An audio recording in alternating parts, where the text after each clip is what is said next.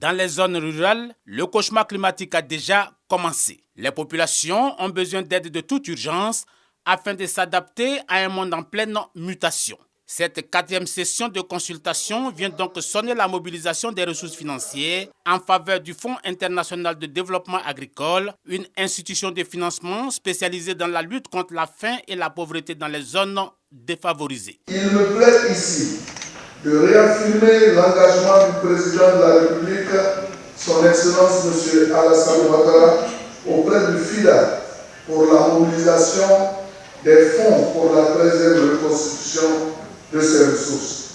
Cet engagement s'est traduit depuis le 8 mars 2023 en acte à travers une augmentation de l'allocation de la Côte d'Ivoire au FIDA qui passe désormais de 216 633 $ US à 1 million de $ US.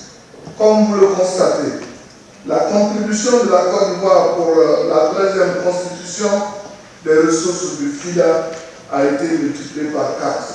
En multipliant sa contribution par 4, la Côte d'Ivoire investit dans la résilience de demain par le renforcement de sa collaboration avec le FIDA. La Côte d'Ivoire a décidé, dans le cadre du programme national d'investissement agricole, d'accélérer la mise en place de ces 9 agropoles.